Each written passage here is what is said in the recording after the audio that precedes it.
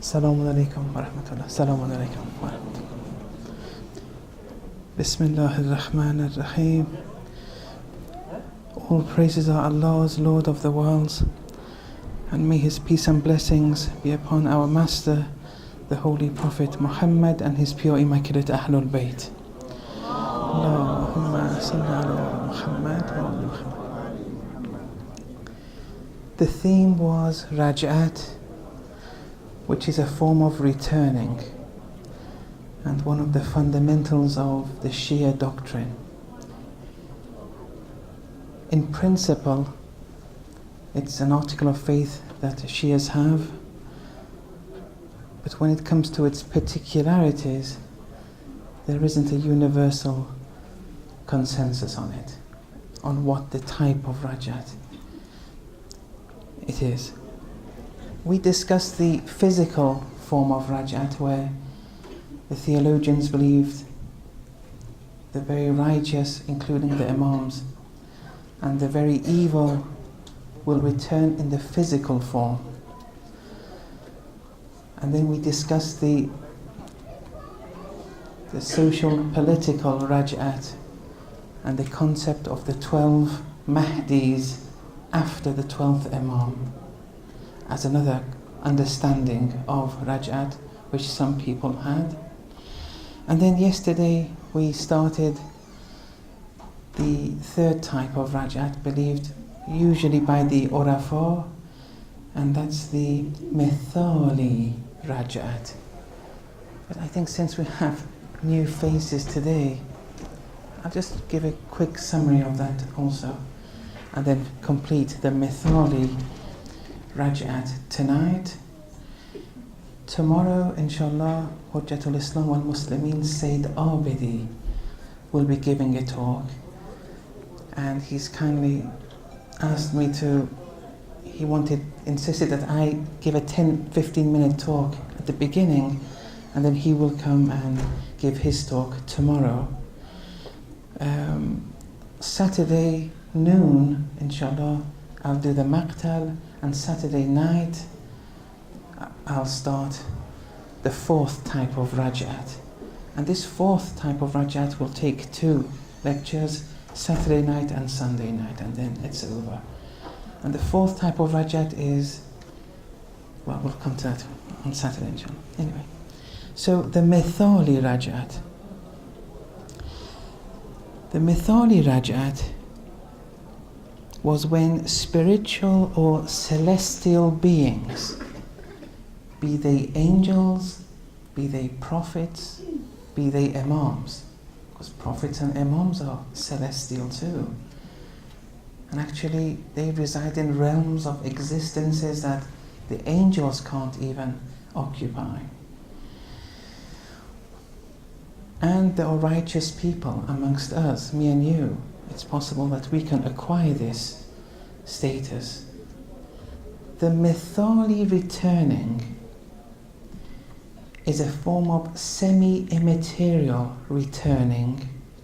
Semi-immaterial, there's no matter, but there are material properties, color, size, shape. So it's when celestial, spiritual people or entities manifest themselves in the Mithali dimension of human beings, me and you. That's the Mithali Raj'at.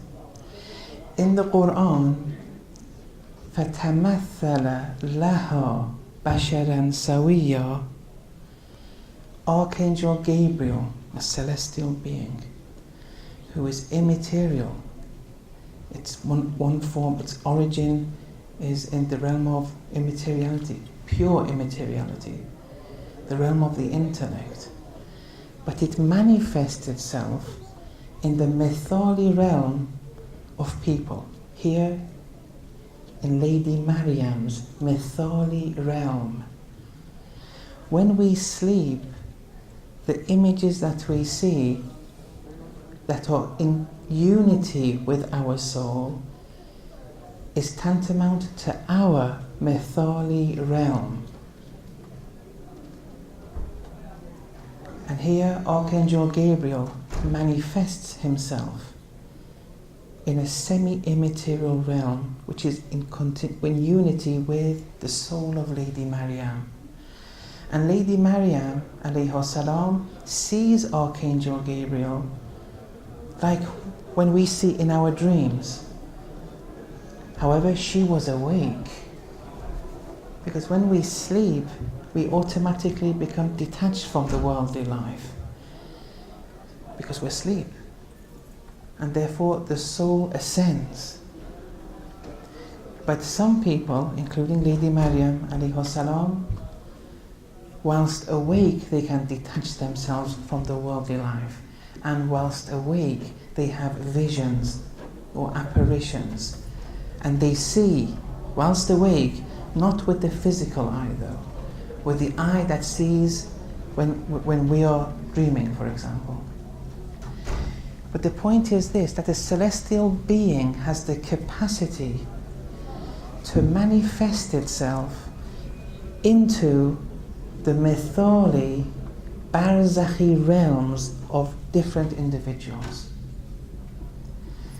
And that's why Nakir and Munkar, the angel, if 1,000,000 people were to die at the same time, Nakir and Munkar, celestial angels, can manifest in the mithali realms of those 1,000,000 people right at the same time. It's okay, there's no problem in that. They're not bound by time or space. And the traditions would say Amirul Mu'mineen appears before whoever passes away. The same principle holds.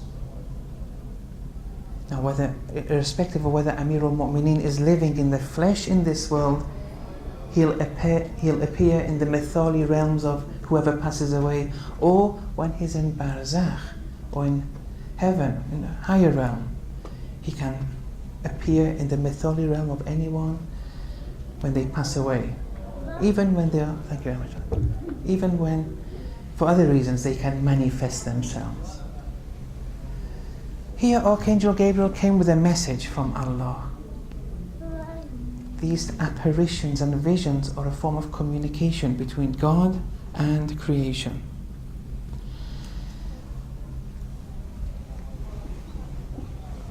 Now, the prophets and the imams, they can also manifest themselves into the mithali realms of people and give them a message and communicate with them, and that has value.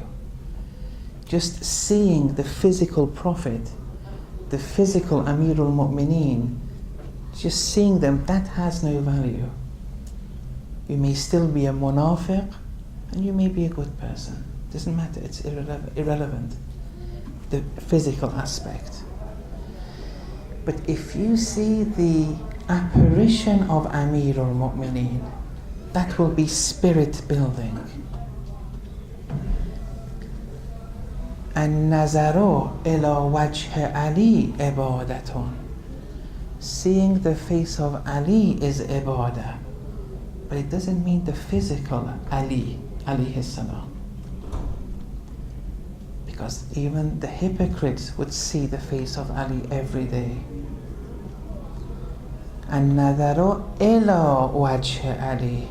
You have to waver إلى, towards the essence of Ali, the face of Ali.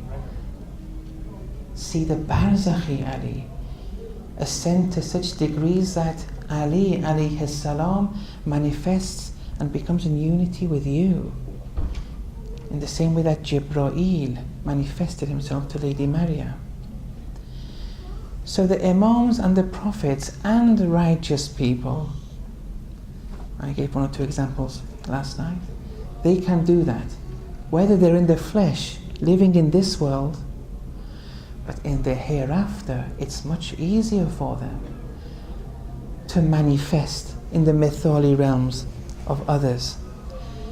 Because once they're residing in the realms, the metaphysical realms, there's no worldly impediments anymore. It was here where the burdens are, the limitations were. Now, so the Mithali Raj'at is when the prophets or imams return, but not a physical returning. They manifest themselves in the Mithali realms of me and you. That's also a kind of Raj'at. That can happen today also. Okay?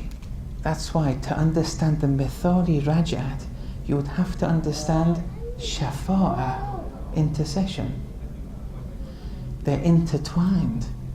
When you say, Ya Ali, alayhi salam, he comes.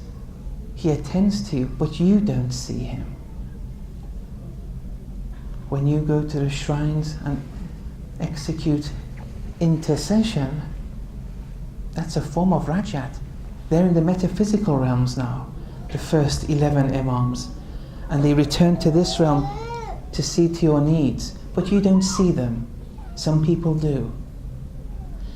After the coming of the 12th imam, though, that Raj'at which they speak of, and traditions speak of, but mainly, usually people regard it as a physical Raj'at, those imams will return, like those traditions that say, but not in the physical form. We discussed some of the inconsistencies of that. But they will return in the Mithali realms of people, and they will see them. That's what we mean by the Mithali Raj'at. And if they come, they can come even today. Raj'at isn't confined to the Raj'at of after the coming of the 12th Imam. You have to do you have to behave in such a manner, wayfare in such a manner that you have a Raj'at moment to moment. That's the, aim. Don't confine religion, everything until after the coming of the Mahdi. That's one form of Raj'at, but you can do it today. And then people who are in need, they ask for intercession, and the imams, be it the 12th imam who is alive in the flesh amongst us, will help us directly or indirectly. They may manifest in the Mithali realm of someone else and say, help this brother, he's in need. Give yourself the privilege so that the imam comes to you and tells you who to help, what to do. It's all about a communication between Allah and creation. Now, just one marginal point that you may say, okay, since I mentioned the concept of Shafa'ah, just very marginally, just one point which is a good key when discussing Shafa'ah. You may say, why don't we go to Allah directly? Why do we need the imams to ask for this intercession? The point is that we aren't speaking with the real Allah subhanahu wa ta'ala. When you say, why don't we go directly to Allah? I say, oh Allah, this and that. It's not the real Allah you're speaking with. It's a rational Allah that you've accepted, a conceptual Allah. It's okay. It's a no step of faith. You have to grow. At best, it's a philosophical Allah, but it's not the real Allah. If it's the real Allah that you acquire unity with, then you automatically, by necessity, become ma'soom. And that's possible, albeit momentarily. So just imagine a life where you think, Allah will suffice, but you were never in contact with the real thing. Now, there are intermediaries who are, especially the 12 imams, but it's possible for righteous people too. There are intermediaries who are in unity with the real thing. And then you ask their help. Now they're in unity with the real thing. And if they come to you in the Mithali realm, that can do wonders for you. Only takes one mithali Raj'at. It can help what people usually will take maybe years and years to experience a relationship with the real Allah. It can happen in a night. So it's important. This intercession, we're not granting the Imams any independence, not at all. They're just manifestations of Allah's attributes, and we're using them, since they're in unity with Allah, to help us. Now some people ask for basic needs, that's okay. Some people ask for spiritual needs, that's up to you. Now, after the coming of the 12th Imam, now either during the time of the 12th Imam or after the 12th Imam, during the time of the 12 Mahdis, here the Imams, the 12 Imams will come, and prophets will come too, and communicate, and everyone will see them. Why do they communicate? They're helping the 12 Mahdis in bringing deficient people onto the path of perfection. Their roles as the ultimate guides still persist after the 12th Imam. But it's a mithali guidance, and that will remain. If you like, Raj'at is one step closer now to Qiyamat. One's becoming one step closer, because in the Qiyamat now everything is mithali. There's no physical matter anymore. This is a transitory period, if you like, that contact with mithali, immaterial realities. Then I gave one verse of the Quran and one tradition that people use in relation to the physical Raj'at. They can use it also in relation to the mithali Raj'at. Chapter 27:82, وَإِذَا وَقَعَ الْقَوْلُ عَلَيْهِمْ, when the word reaches them, أَخْرَجْنَا لَهُمْ دَابَّةً مِّنَ الْأَرْضِ فَتَمَثَّلَ لَهَا بَشَرًا سَوِيًّا. Archangel Gabriel appeared before her, laha, before her, as a well-proportioned human being. We said if there were other people there, they wouldn't have seen Gabriel. Only Mary saw her, because it was in unity with her soul. Laha, the lam, the preposition lam of unity. Here it says, we shall bring forth, akhrajna lahum, before them, the evil, those who aren't righteous. We shall bring forth before them the lam of unity. If you apply it here, it's in unity with their soul, their mithali realm. Who shall you bring? Dabbatan min al-ard. And then the holy tradition from the Holy Prophet, who said, Ya Ali, O Ali, إِذَا كَانَ آخِرُ الزَّمَانِ, when it's the end of time, preceding resurrection, أَخْرَجَكَ Allah, Allah will bring you, Ali, forth, fi ahsani surah, the best image, the best form. It doesn't have to be physical here. It can be mithali. But it uses the word surah.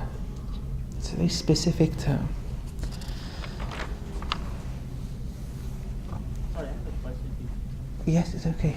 So if it's ahsan surah, it's the best image. Yes. Why does it translate to adab? Why does it? Translate to adab. Dabbatan, yes. Dabba means Dabba. creature. Okay? Min al-ard. Now, ard, here, we discussed this yesterday, means esoterically, the verse, وَأَشْرَقَتِ الْأَرْضُ وَأَشْرَقَتِ الْأَرْضُ مِن نُورِ رَبِّهَا, when the earth will shine by the light of its Lord. Here Imam Khomeini, in relation to ard, is the heart of the believer, which will manifest divinely by the Rab, which is Allah. Here, this dabba, this creature, which will be brought forth lahum, before them, min al-ard. It's within them. It's in their soul. This is an esoteric understanding of it. Yes. Yes. Although the questions are later, but yes. And the question is matching with the question of brother. Ahsan Hasana. Ahsan is a comparative degree. Yes, yes. So if a question comes in mind, is it better in a better shape, in a better personality? In the best image, in the same way that Archangel Gabriel appeared before the soul of Maryam alayhi salam, it was in a Mithali surah. Here Amirul Mu'mineen will appear before people in their Mithali realms. This is what The question is, Ahsan Surah means the best of images, yes. Yes. Okay. Now the Imams had this power of manifesting in the Mithali realms of people during their physical lifetime in this world.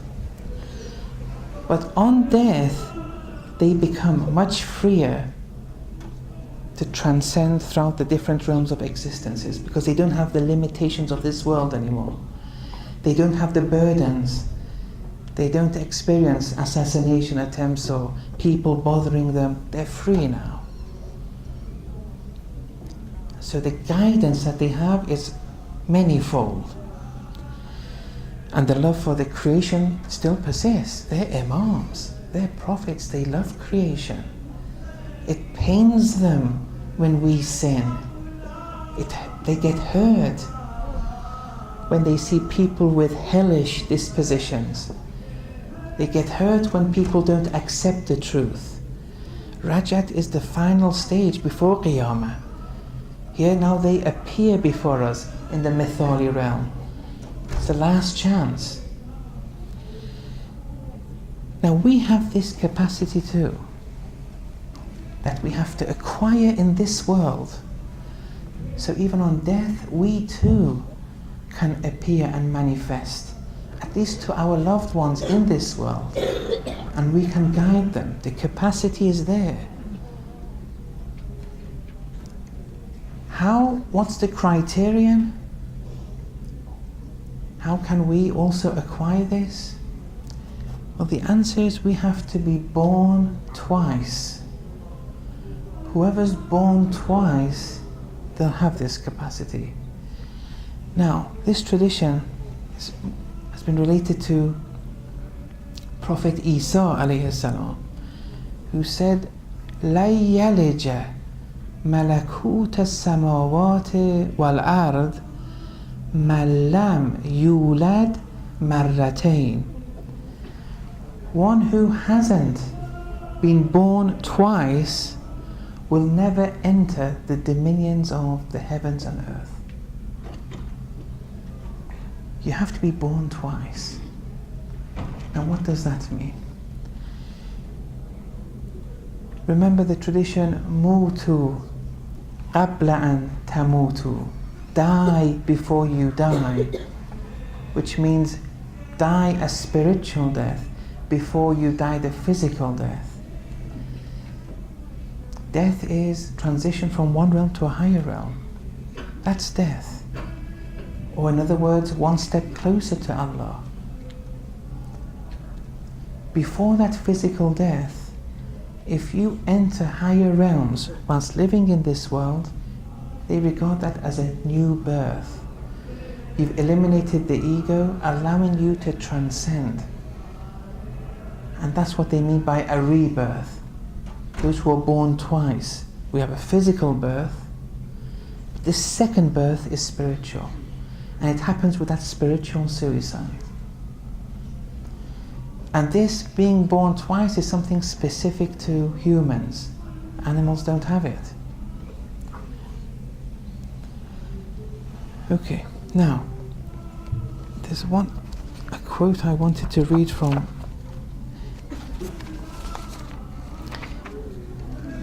in a Fusus al-Hikam, Ibn Arabi's Fusus al-Hikam, in one of the commentaries to Ibn Arabi's Fusus al-Hikam, Qaysari, the author, says that those people who have this capacity, who have been born twice and can transcend freely, whether they're in this realm, they transcend to other realms, helping those in hell, or they've died physically, they're in the other metaphysical realms, but they can help those here by appearing in their mithali realms. These they call in Irfan the Abdal, and it's extracted from the tradition, such people. Abdal are those who create copies of themselves, badal of themselves. That copy being when they manifest in the mithali realms of people. It doesn't mean they create a physical copy of themselves. As I said last night, Amirul Mu'mineen appeared in 40 places at the same time. But it wasn't 40 physical places. It wasn't 40 physical Amirul Mu'mineens. That's impossible. If you have 40 physical people with 40 brains, 40 souls, they can't, not even two of them can be Amirul Mu'mineen. Rather, Amirul Mu'mineen appeared in the mithali realms at the same time in 40 people. These are the Abdal. Their badal, their copy, they can manifest in different places. Qaysari writes, in the same way that when these Abdal are present in this world, it does not prevent them from entering other realms of the unseen. When they are in the unseen realms, there's nothing to prevent them to be present in this world when they are requested for help. And the philosophy for this is perfection of those who are deficient. They're coming to guide people. They're coming to put people on the path of perfection. That's their role. So Raj'at is a two-way process in this case. The journeying between the physical realm and the unseen realms. And this journeying is of the nature of فَتَمَثَّلَ لَهَا بَشَرًا سَوِيًّا. It's journeying to the mithali realms of people. They return and guide. Why should they do such a thing? For the realization of perfection for those who are deficient. That's the role of the Prophet. In relation to plants, animals, anything that is, which is in the line of perfection, the Prophet is the Prophet of everything. It comes to put everything on the line of perfection. It wants to realize, bring everything to fruition, to realization. The manifestations of the attribute of Allah, ad-Dahir. Everything has to be realized in perfection through the Prophet. Some prophets are imams, and then we have imams also, like the 12 imams who aren't prophets. Whoever's an imam, they also manifest more so than prophets the attribute of al-batin, which is also perfecting the deficient, but inwardly. Now what does that mean? In the battle of Siffin, Amirul Mu'mineen was active in battle. Shimr was also on the side of Ali, active in battle at that time. And there were others too. Malik Ashtar was also on the side of Ali. Malik would kill people in battle. Amirul Mu'mineen would kill people, but then with some people he wouldn't strike the sword. Malik would kill anyone in his way. Shimr also. With Shem, things became different later. But with Amir, they suddenly saw that Amir al-Mu'mineen, he would kill some people, he wouldn't touch others, which is incredible in battle. When they asked him why, they said because this individual, many generations down, there will be a follower of Walaya.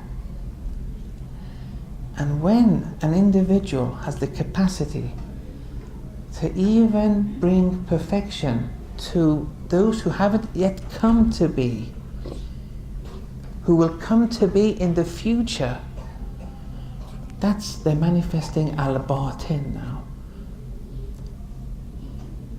The same happened in Karbala. Imam Hussein would kill some, he would not touch others. Because way down, one day in the future, this individual, a follower of Walaya, will come, and we don't touch them.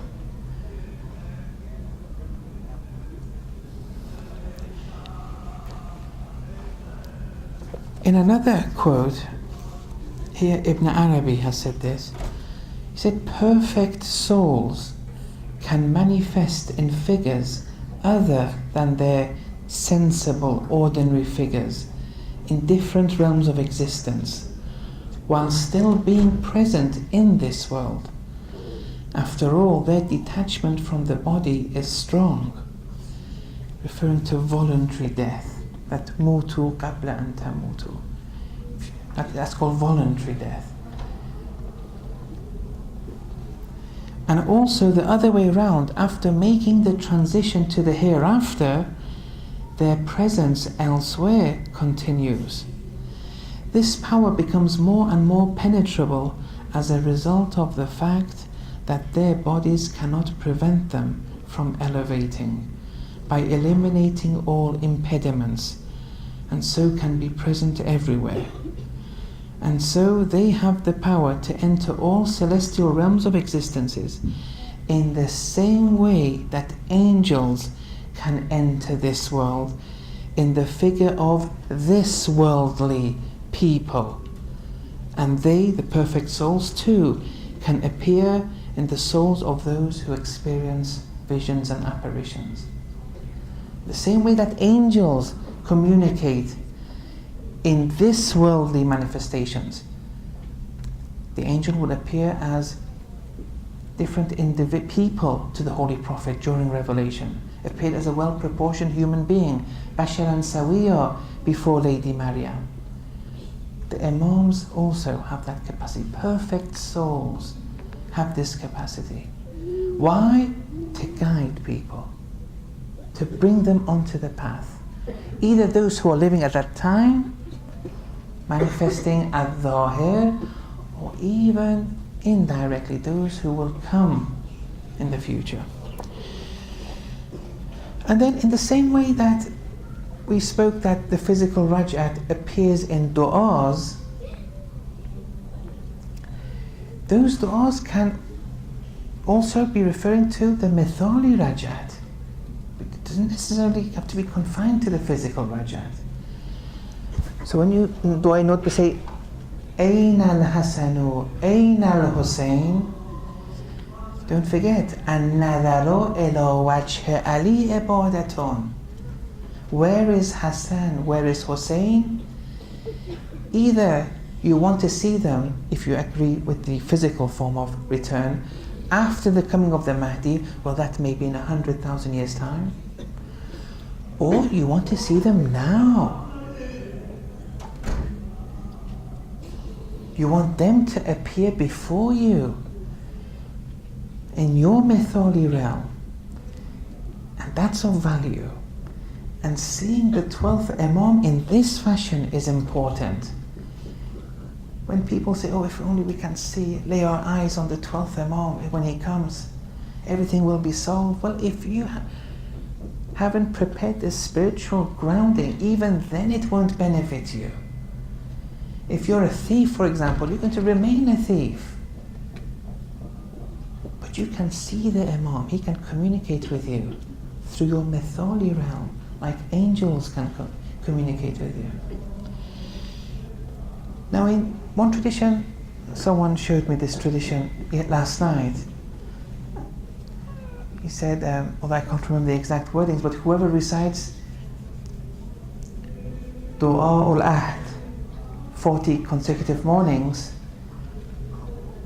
they will, I think, see the 12th Imam, or if they pass away, they will come back and help the 12th Imam.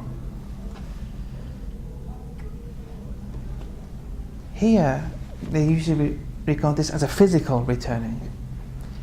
But what it may mean is that if you recite Dua Ahd as it should be recited and abide by it 100%, you can see the 12th Imam right now through the Mithali realm. Or if you pass away and therefore benefit and guide people, especially yourself, or if you pass away, you will also have a Mithali Raj'at after the coming of the Mahdi, guiding people. You will be involved in that process.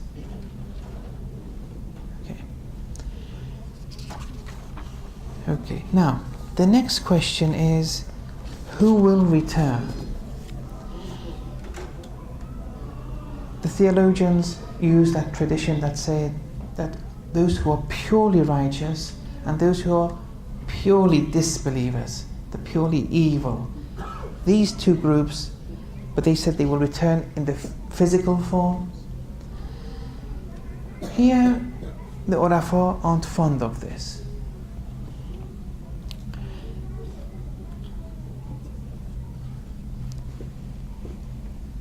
In the verse of the Quran, وَحَرَامٌ عَلَىٰ قَرْيَةٍ أَهْلَكْنَاهَا أَنَّهُمْ لَا يَرْجِعُونَ, it's forbidden that those cities that Allah has destroyed and with the people in it, that they ever come back.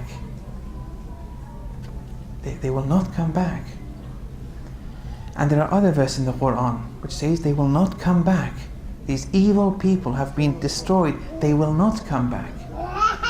They will not return. Here, a famous Sunni theologian of many centuries ago said, look, this verse shows that the Shia belief of Raj'at is incorrect, because the Quran is saying that these people have no return, and the Shias believe that the evil will return in the physical form. Mullah Sadra replied to this theologian, and he said, look, true, the evil people, they have no return. We accept this. They're captivated in the chains of hell. Why should you want to return? The theologians say so that they receive their revenge. People like Ibn Muljam, Shim, the revenge has to be taken on them. Whoops, yes, it's okay, it's okay. Yes. صلوا على محمد وآل محمد. اللهم صل على محمد وآل محمد.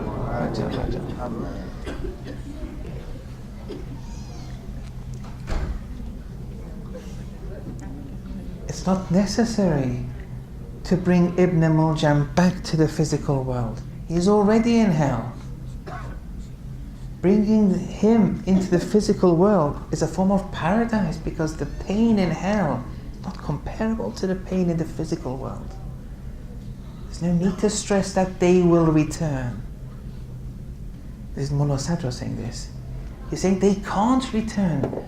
They were so drowned in the material life in this world, full of sins. They're even more captivated and in chains in hell. They're not free at all to transcend the different realms of existences. Those who return are the perfect souls, like the Imams and others. They will return. The Quran doesn't say anything about them. It's saying those who were destroyed out of sin, they won't return. But the Imams will return.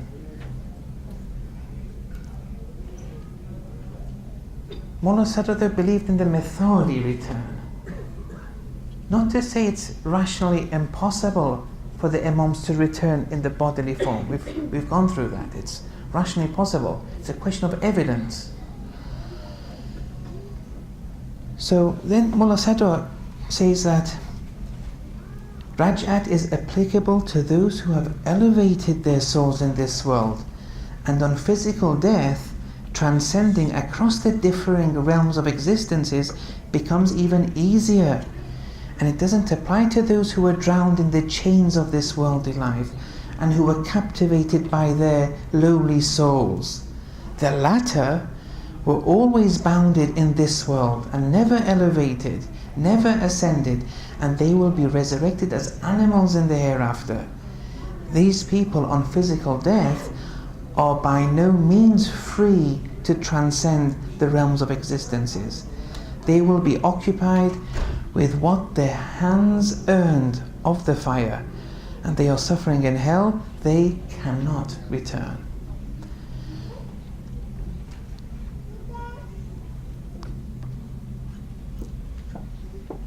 Okay, that's another point.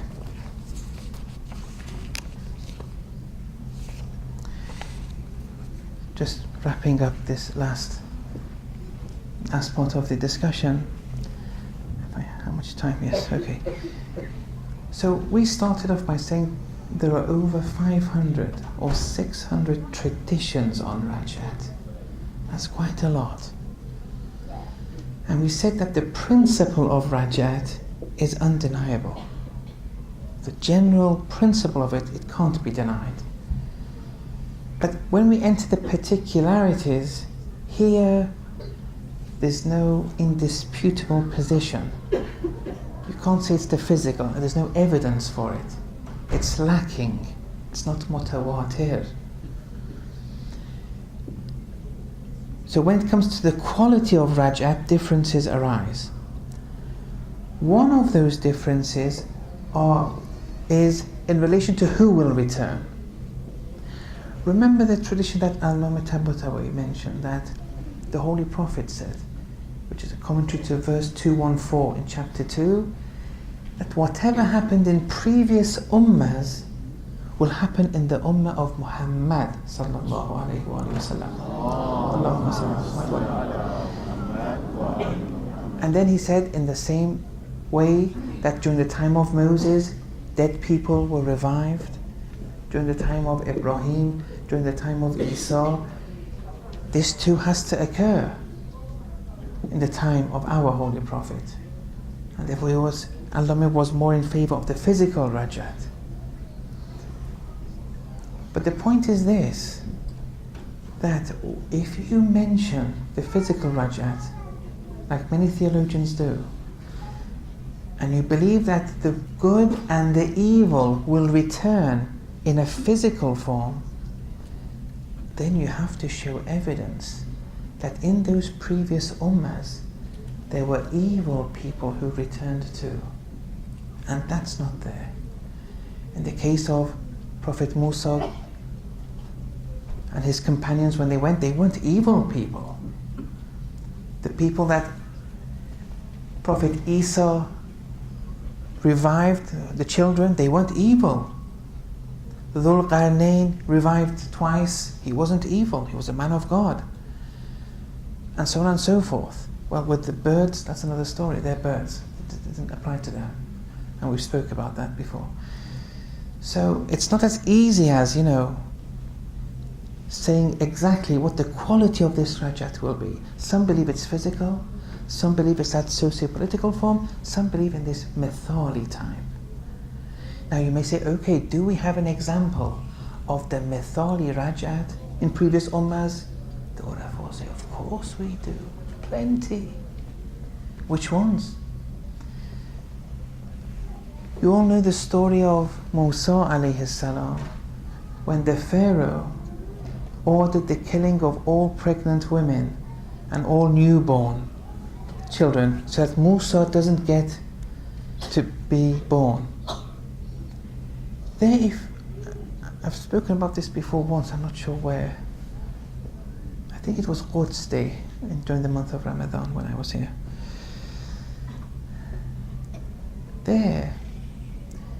Ibn Arabi has spoken about this. The martyred souls of all those infants came and helped the cause of Musa when he was fighting against Pharaoh. How did they come? They would come through the Mithali realms of people, strengthening them along the cause of Musa. And there are other instances of this too. That we have. But we don't have instances of evil people being revived. And then for what? Being revived to be punished. It doesn't exist in the books of history. Although I'm not a historian. You have to go to those who are more aware and wary.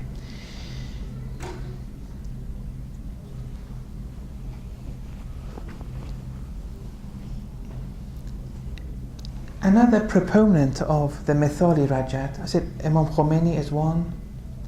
He believed that Raj'at was of the Mithali type. And I read what he had said in the very beginning where we spoke. Another was Imam's mentor, Muhammad Ali Shahbadi, believed it was of the Mithali type. Ayatollah Hasanzadeh believes that Raj'at was of the Mithali type. He says it's okay.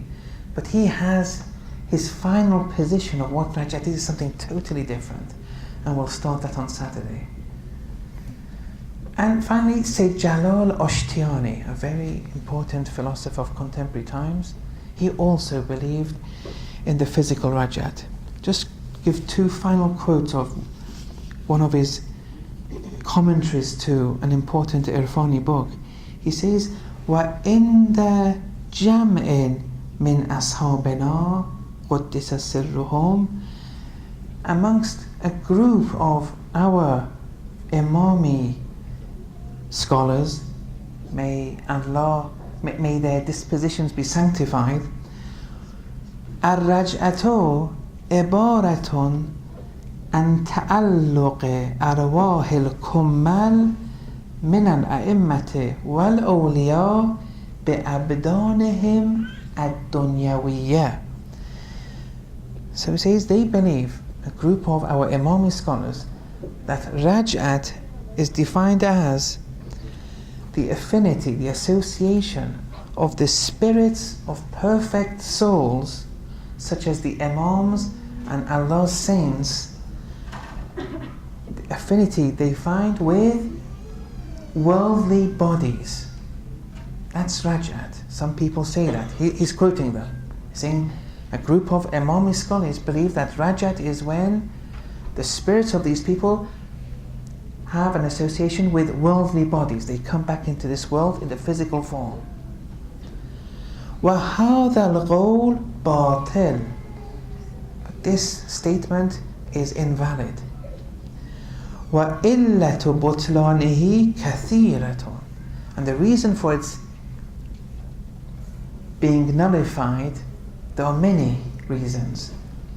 Minha, amongst those reasons, mafsadatu tanasukh, it's the fallacy of reincarnation.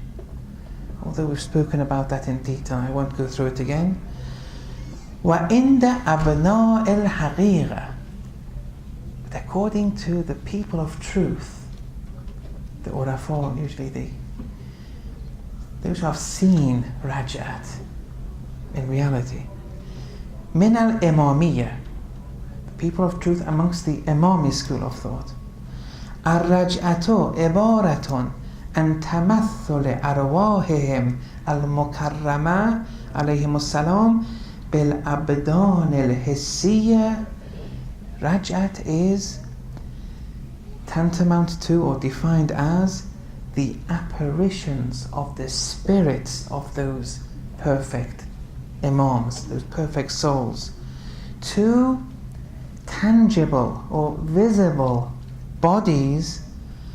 Because when Lady Maryam saw Jibreel, okay, there wasn't a physical Jibreel, it was in unity with her. So, as Ayatollah Jawadi would say, if there were other people there, no one would have seen it. It was nothing physical about it, but it did have physical properties. It was visible. Okay, not with the physical eye though.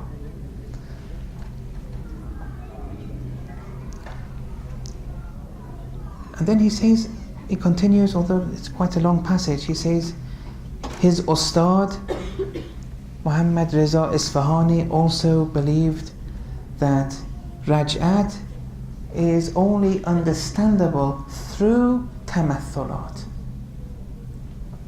They were adamantly against any form of physical return.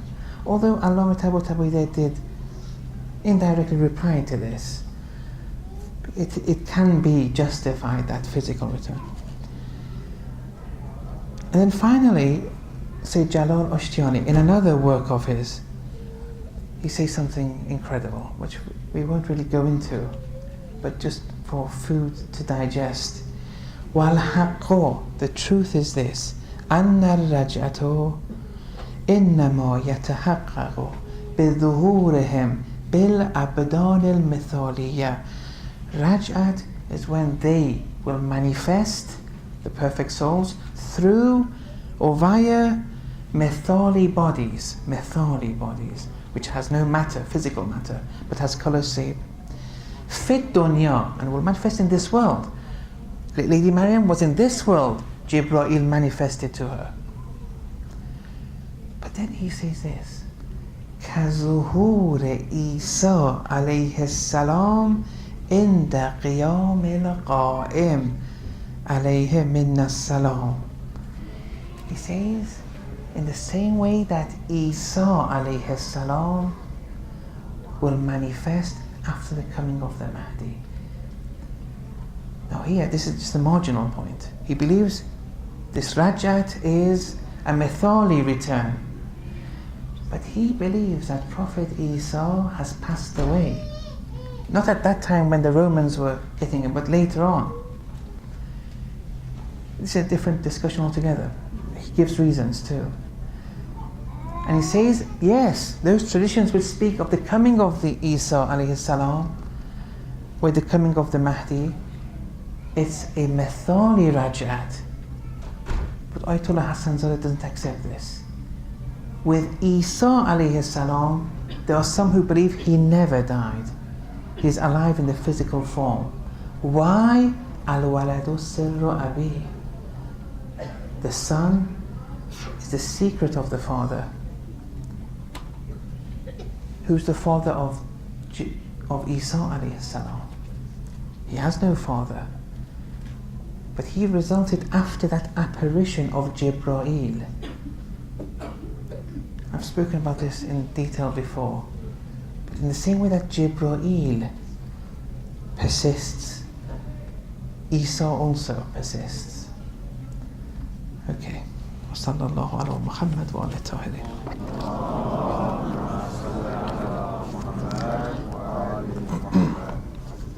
So tonight is the night of Tasu'a, the eve of the 9th of Muharram. And usually they read words of Musibat in relation to Hazrat Abbas alayhi salam.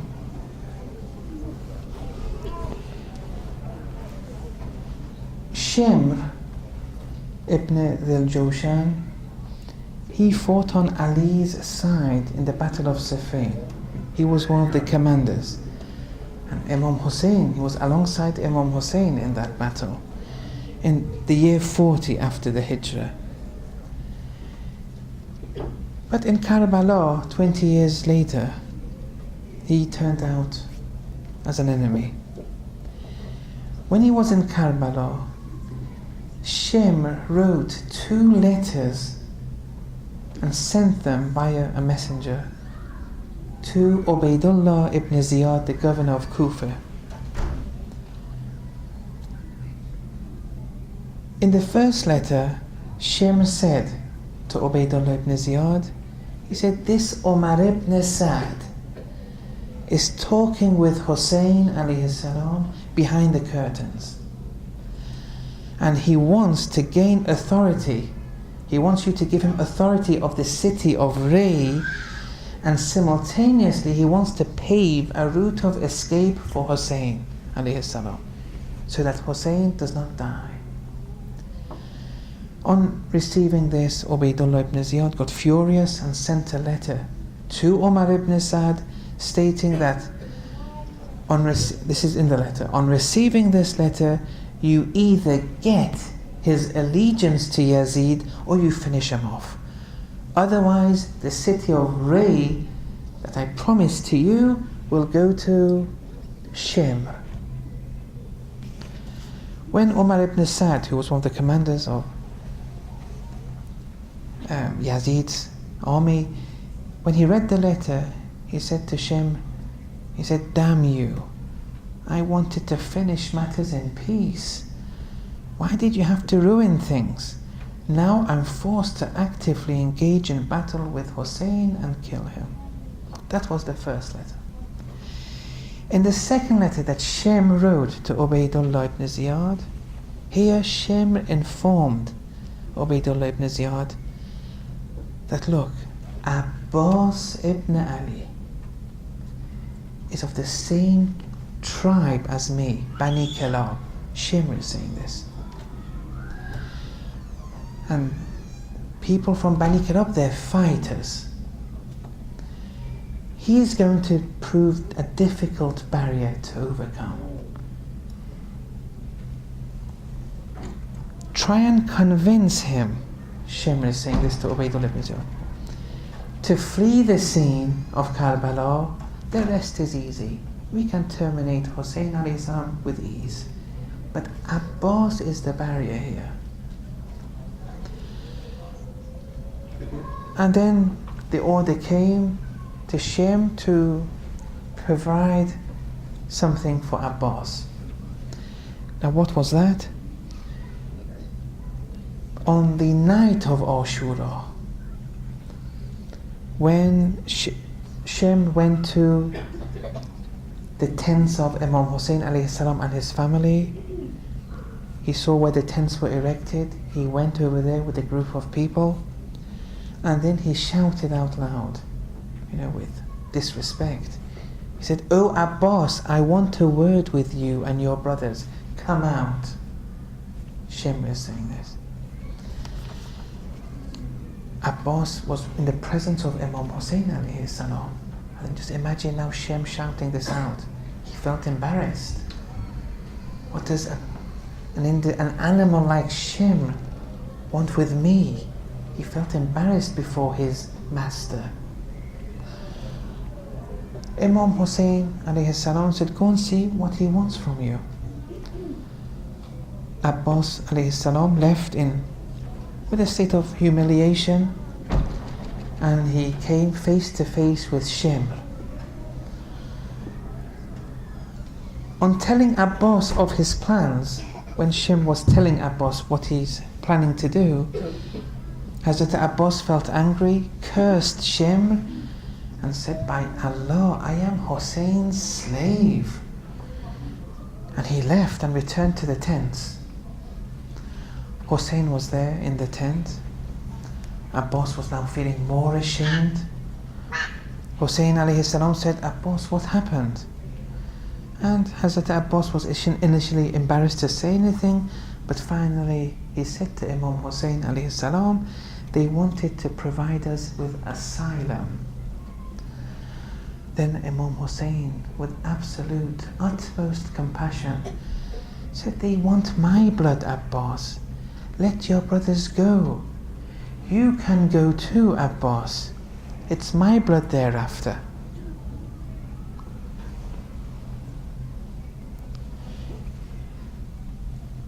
It was here that Abbas couldn't control himself and started to cry. He couldn't control himself, exploded into tears and crying, lamenting, because he would never consider leaving his master. Maybe he recalled the time on the night of the martyrdom of Amir al-Mu'mineen, when Amir al-Mu'mineen put his hands in the hands of Hussein and said, "Abbas, never leave Hussein alone."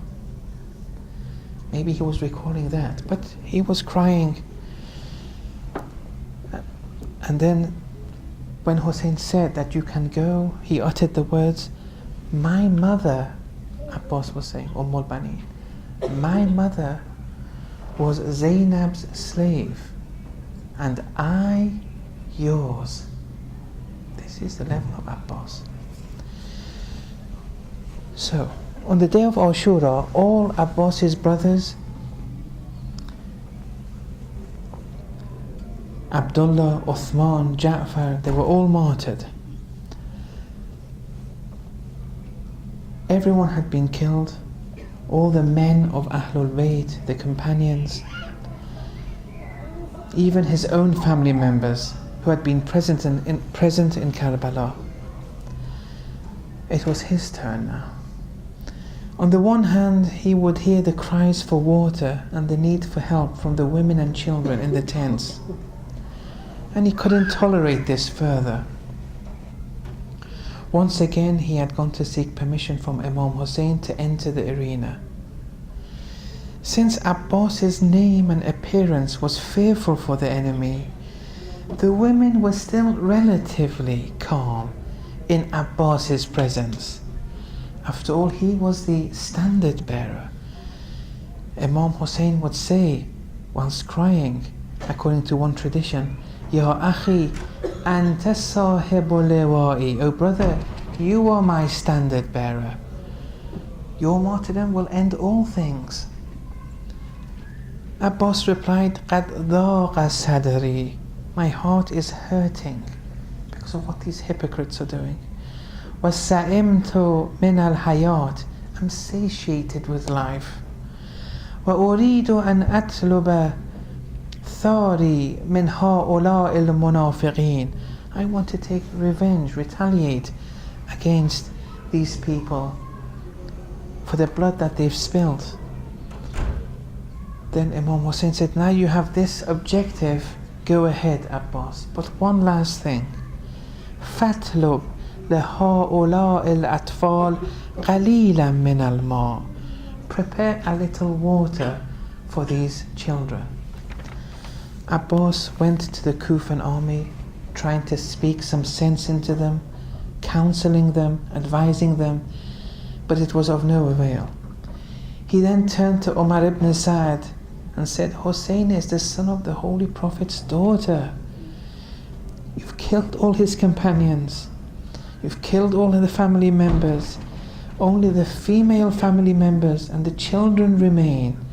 فَأَسْقُوهُمْ مِنَ الْمَاءِ. Please satiate them with some water. قَدْ أَخْرَقَ الظَّمَاءُ قُلُوبِهِمْ. This thirst is burning their inside. Why have you shut all access to the water? Abbas said.